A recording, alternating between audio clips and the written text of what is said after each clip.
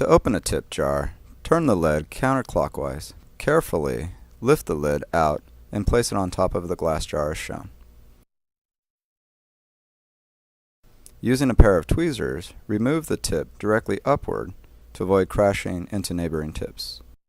After the desired tips have been removed, return the remaining tips to their safe position inside the jar, and tighten the lid by turning clockwise. The MultiProbe tip docking station can be used to create an inert environment inside the tip jar for storage purposes.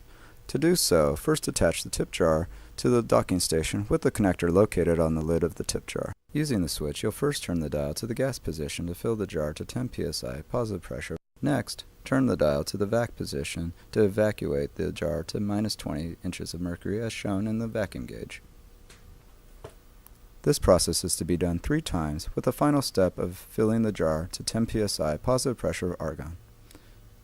To remove the tip jar from the docking station, depress the button located on the connector to close the valve and release the tip jar away from the docking station.